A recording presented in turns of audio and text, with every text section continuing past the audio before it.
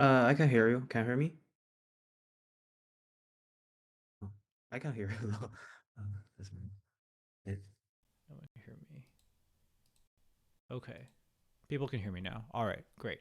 So we want to look at compile. Sorry, I already said this. I'm going to say it again, very short. We want to what does compile fx and inductor do? That's the question we want to answer here. And we're talking about this for dtensor because dtensor wants to do some stuff with compile fx. Okay, hopefully we'll get there somehow. So what we're looking at here is we got a simple MLP, and I can torch compile it and then run it, and we see I got a result. All right. Okay. And if I want to look at the graph that I get from this, I guess I can do torch logs AOT.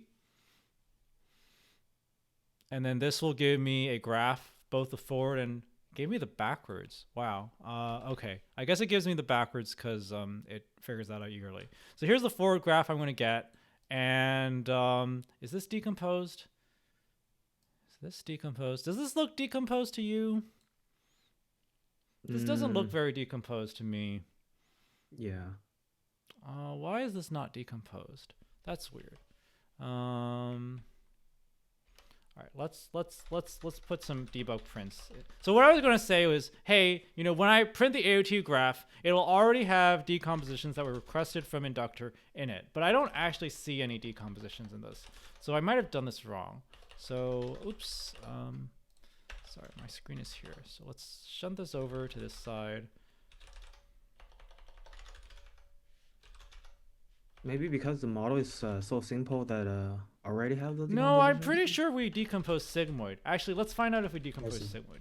So sigmoid is going to be in torch decomp, and you can see we have a decomposition for sigmoid backward, Okay. and oh, we don't have a decomposition for sigmoid. So Yeah, maybe that's maybe probably maybe why. this model's too simple. Well, let's just double check real quick by looking at compile fx. So so what do I expect? So we're gonna hit forward compiler eventually. And that's going to call inner compile. What is inner compile? Inner compile is like compile fx inner. All right, here we go. So compile fx inner is what it's going to get called after we've done all the AOT autograd stuff. And what? We do some fx graph transforms with the pattern matcher, and then we do graph lowering. So it's this debug. So I guess I can do inductor debug. Let's try inductor debug. So do you know about torch logs, Wanchao?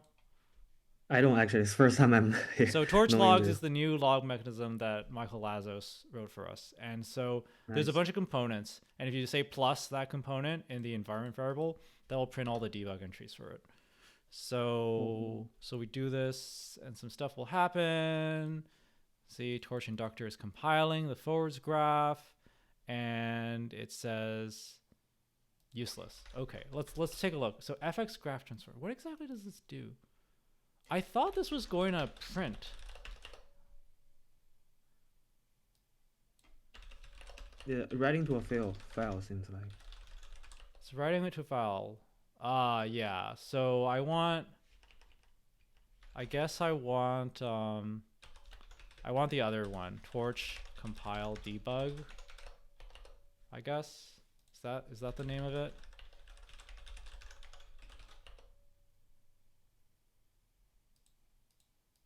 Where does it write stuff to? Is it going to tell me where it wrote stuff to? The Yes. torch debug one actually had a. Oh, this is also the one. Okay. It gets written here. Torch compile debug. Oh, that's a lot of entries. Today's what? The 3rd, the 31st? Okay. Sorry for Inductor, and then we want to look at the model forward. Okay, so FX graph transformed maybe? Okay, so maybe in fact sigmoid is too simple and it never gets uh what is What are these files? I don't know what these files mean. Readable. But that's fine. That's just all the lines of code. Okay, so I think there's actually no decomposition going on here. And then this is like, yeah, sigmoid gets turned. Where's the sigmoid? Okay, sigmoid actually, yeah, okay. So inductor doesn't want sigmoid to be decomposed because sigmoid is natively implemented inside of Trident ops. Is that true? I see. IR post fusion. Yeah. So there's no reason to decompose it. That's fine though, because every pointwise op gets exactly the same sharding rule in dtensor, so no big deal. Right. Okay. So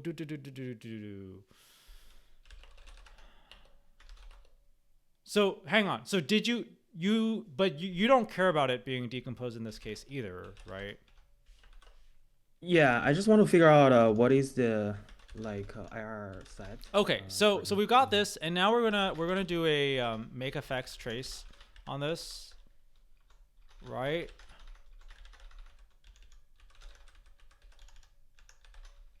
We can print this. Mm-hmm. And does this apply a big pile of decomps? I don't think this should do decomps either. Yeah, I remember there's a entry that you need to pass in a decomp. Torch FX experiment. Yeah, you can pass in a decomp table to make effects. Right. Proxy tensor import make effects. Opt mod is not defined.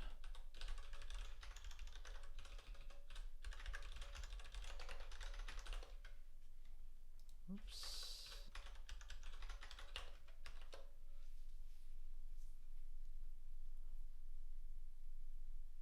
Okay, there's a bunch of goop in here because we didn't pass in the parameters as arguments.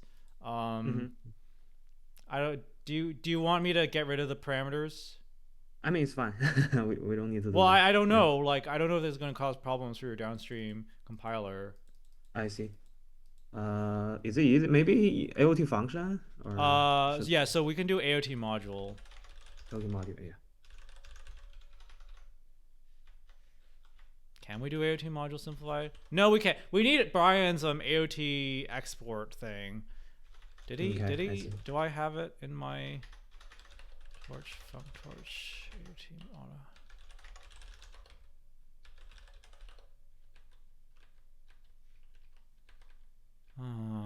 Let me think. I think AOT module should work, right? Why is it not working? No, AOT module is going to give us a it's going to give us a wrapper function. So it's not going to give us a graph. I want a graph. I see. Okay, so all right, let's do it like this. We're going to do this the hokey way, which is I'm going to write. So one way we can get at the graph using the non-graphy APIs is I'm going to just go ahead and call the thing. I don't know, backend's common. Really? I'm just going to pass in a fake backend which smuggles the graph out. And that's how I'm going to do it. Cool. Oh, man. That works. Why is this so complicated? Oh.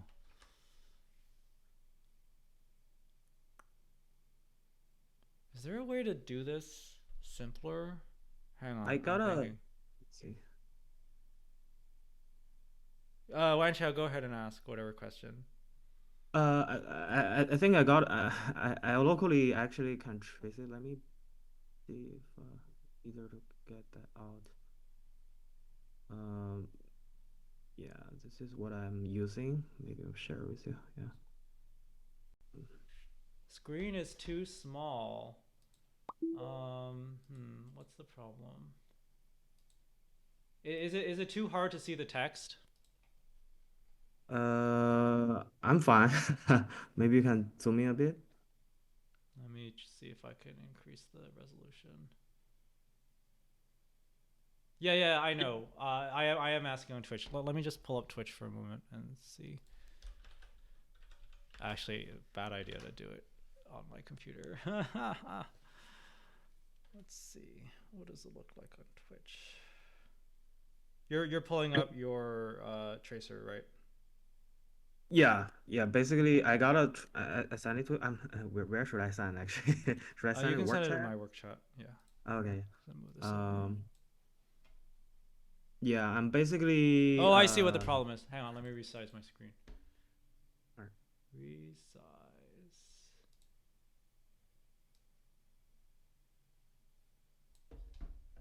Oops, that did not do anything. Did you set it? Yeah, I sent a like a OT function version where I like manually flatten the parameters and yeah, and pass it to OT function and get a graph.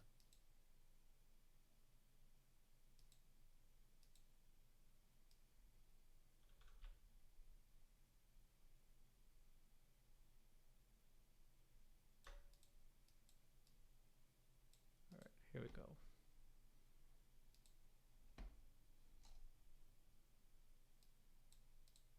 Let's paste this in.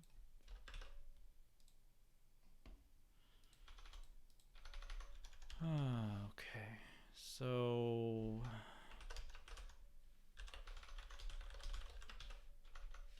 what are you doing? Yeah, okay, you're doing it this way. Yeah, this is the thing that I don't want to do it this way. Oh, I'm just trying to think what the like most convenient long-term way to do it before we actually get the real API for this. It's probably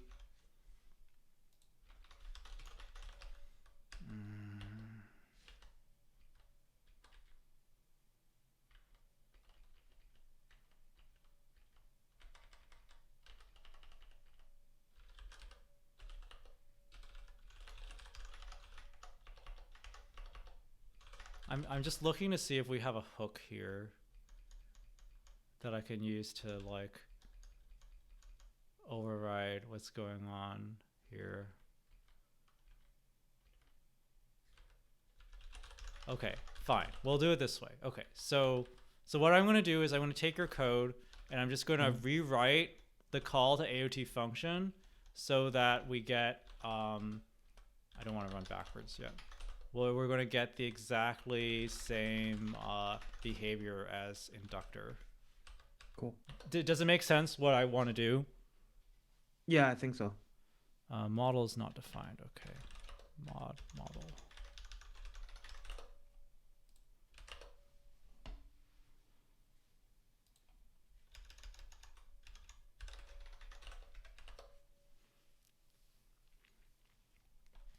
Okay. Why does no one ever paste in their import statements? I don't understand. Sorry. This is not a Sorry. you thing. It's just like in general, whenever people give me stuff, they don't give me their import statements. Where's AOT module? It's like AOT dispatch. I think it's because AOT. torch func torch compilers AOT function, something like that. Let me send you the.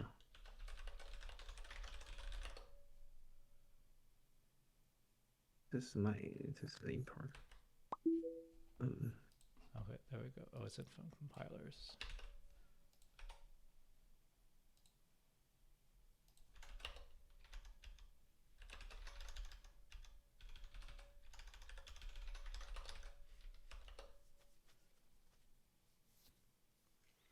Inputs is not defined. Labels. Why do you have labels? This is because I want to do backward and optimizers. So. Oh, and you got a loss function and stuff. Yeah. Okay, let's do it your way. So then, inputs is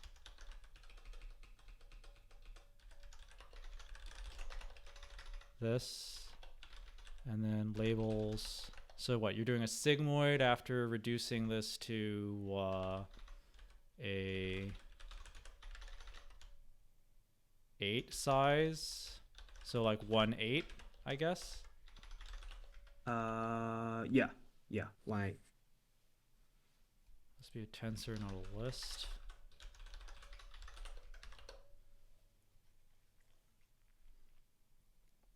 Loss fun is not defined. I don't know. Cross entropy loss? What? I just use sum, so Sum? Okay. like out minus labels, sum, something like that. Yeah, yeah.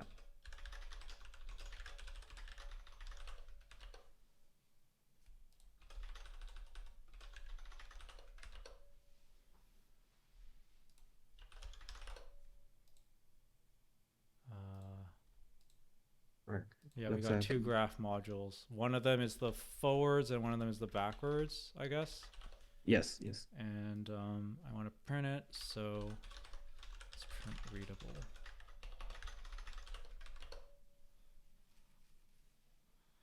All right, so yeah, so this is like looks okay, but when you run it on the real example, it's not going to get the inductor configuration. So we need to restore the inductor configuration. I see. So okay, so let's take a peek here. So the main things we need to hit are we need to set up the decomp table, and we want to use the inductor rematerialization partitioner. Well, I don't know actually, but let's say we do. So the decompositions is the most important thing. So where are the decomps coming from? They're coming from select decomp table. So let's go ahead and import that.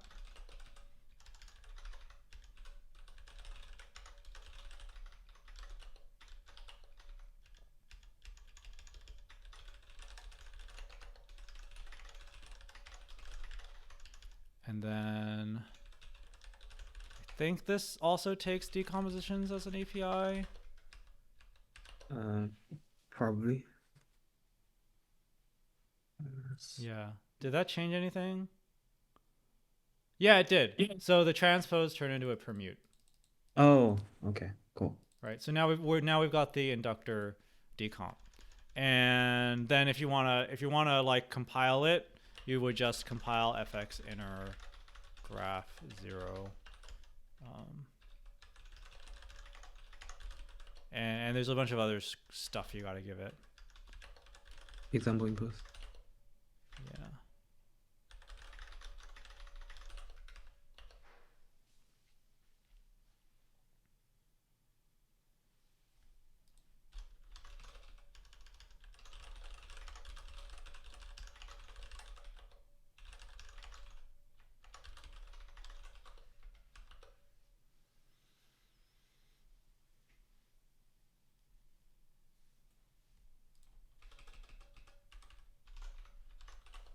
Graphs, yeah.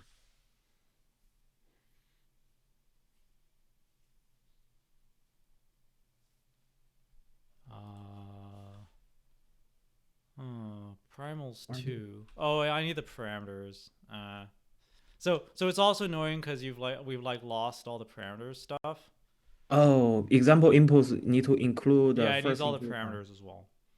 We have name parameters defined. Yeah, it's just, but I need to line them up exactly the same way that AOT Autograd did. It's. I see. So this is what. Let me think.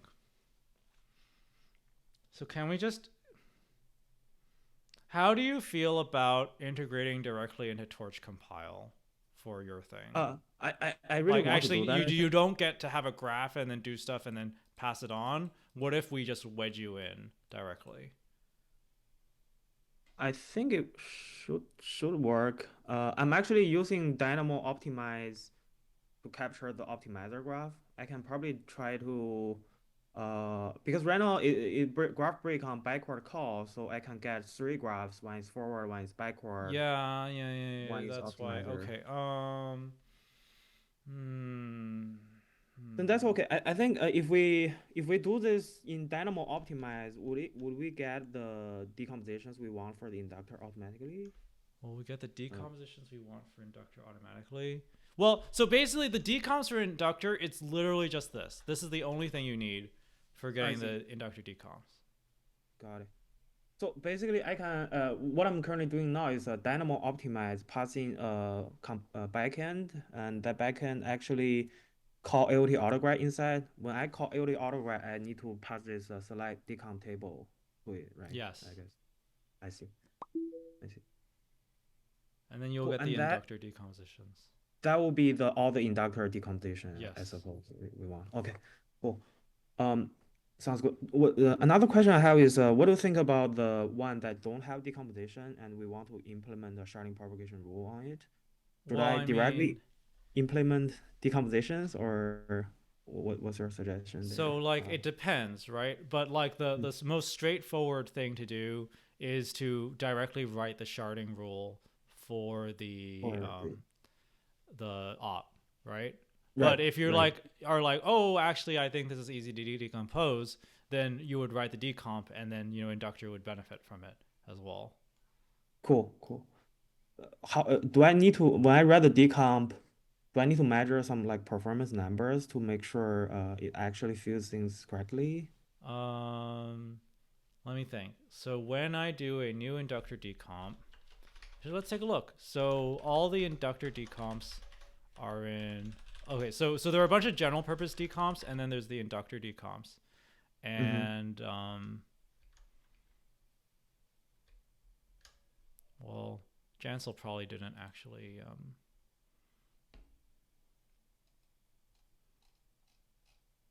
actually run any perf numbers on it. I mean, sometimes if they're like just obviously good, like people will just do them, and it's like whatever. Okay, I see, I see. So in general, like what inductor knows how to compile is pointwise reductions and broadcasting, right? I see. So That like should if handle you've all got of an op that those. can be represented as those sorts of things, then Uh-huh. inductor can compile it. Cool. And my understanding is that inductor want all those decomposition, right? Rather than like because I want to avoid that if I read a No, decomposition and inductor. inductor. Well, I mean, if you're not sure if a decomp will be profitable, like ask about it, I see. right, I to see. someone. Cool. But in general, like we want decomps because we can't fuse. Like if we don't like have a lowering for something, right? Mm-hmm. Mm-hmm. So like even batch norm, right? We decompose because we need to like get the reductions in a spot where we can see them and then start doing fusions into it. Got it. Got it. Yeah, then I think that maybe for these things like adaptive average pool 2D backward, something like that, I should just write a decomp, I guess, right? Well, I mean, let's take a look real quick.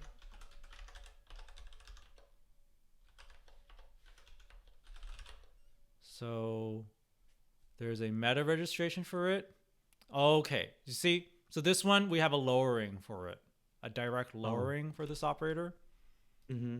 We actually do have a decomp for it, but it looks That's like forward, right? That's not inductor backward. isn't using it. Let's take a look at this lowering. I think this lowering is for forward. Yeah, it's for forward. I'm Is forward yeah. okay, or you don't like the forward lowering either? I like the forward lowering. I mean, what I'm saying is that backward is kind of complicated actually. The Yes. problem. So I mean, so we do have a decomp for this. Let's look at the decomp real quick.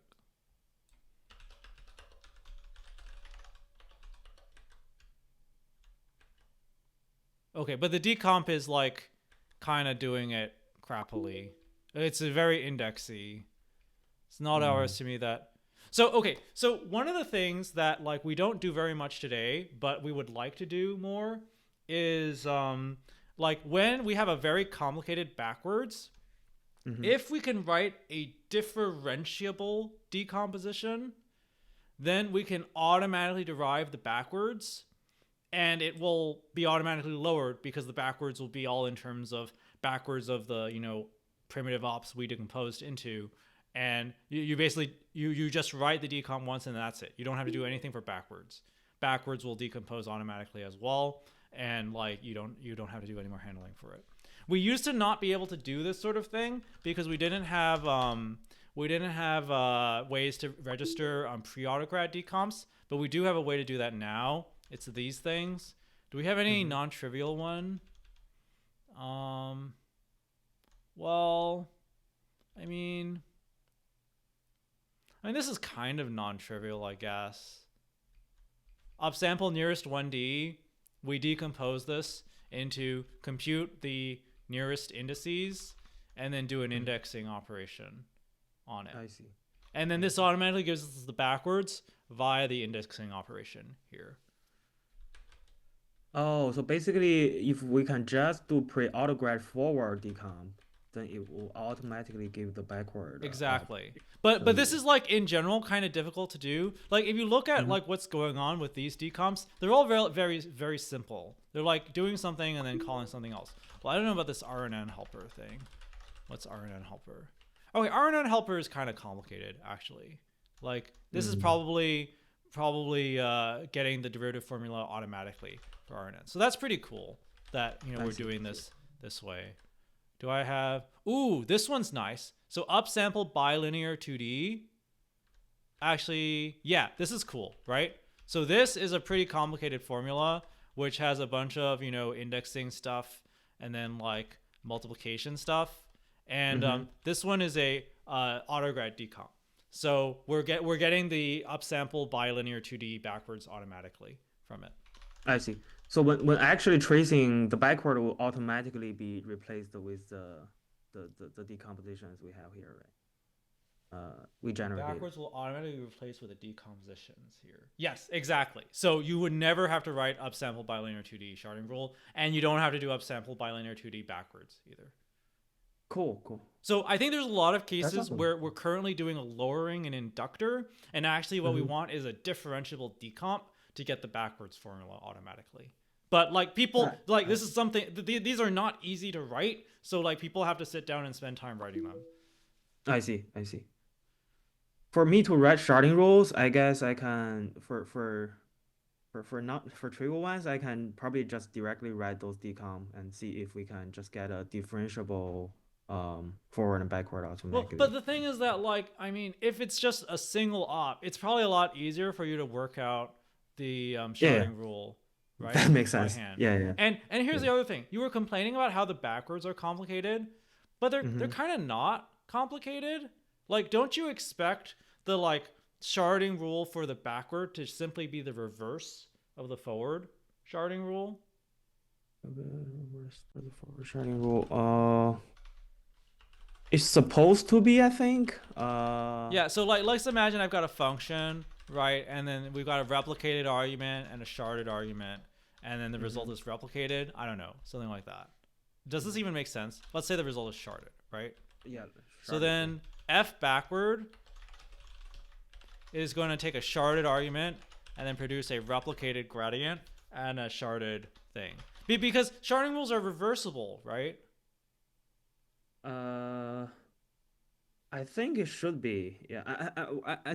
I didn't verify this, but from this perspective, I think it actually makes sense. Yeah, I need to. I'll do some hand calculation afterwards and see if this makes sense. If this makes sense, this help a lot. Yeah, I don't know if this is actually true, but so another way to derive this is you've got a non-linear function, right?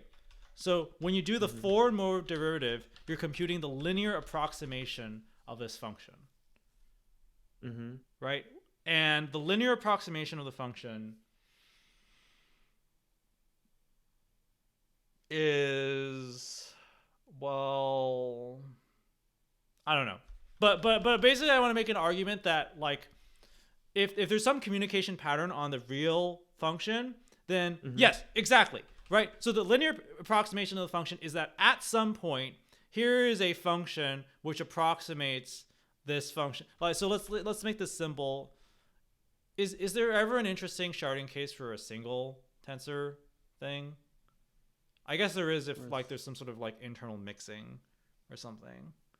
For a single tensor means single input? Yeah, single input. Single sharding. Yeah, if it's a pointwise I think if it's pointwise, that's not interesting. But what if it's not pointwise? Like what if it's a scan?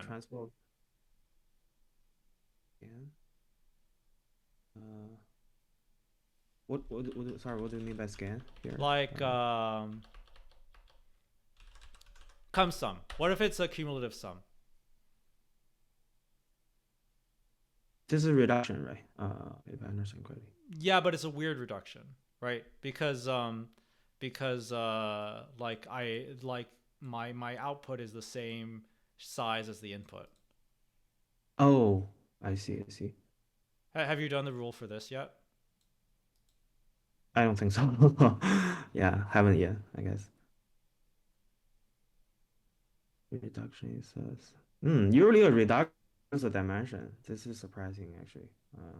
Yeah, because what's going on is this entry is this sum, and then it's this sum, and then it's this sum. Oh, So got you it, have got like it. some I see. non-trivial communication pattern as well. Do I we? What see. do we? How do we compile this? I'm a little bit curious now.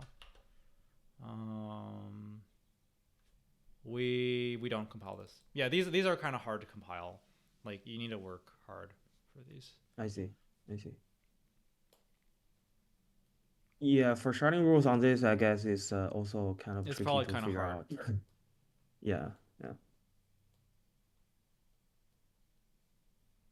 Yeah, but in general, I think this is a good idea. I need to figure out like if the backward of the sharding rules follow exactly the reverse of the output of the forward sharding rules. If that's the case, I think that resolve a lot of implementation Okay, difficulties. Yeah, seems worth figuring out. yeah, definitely. You can And so yeah. if you can show that the linear approximation of a function has the same sharding Mm-hmm. as the regular version of the function, then the backward is Mm-hmm. the transpose of the function, right? Mm. Like you So worked on einsum a bit, right? yeah, yeah, yeah. Right. So it's as if you had transposed the thing in einsum. Oh, what is for example, for this linear persecution function, what is the Einstein equation here? Oh, so let's just work this example. So, actually, no, I'm not going to work this example. Instead, I'm going to find the paper they wrote about it. It's Roy Frostig is on the paper. It's Jack's forward 80 is all you need. Oh, okay. Decomposing. You only linearize once. It's this paper.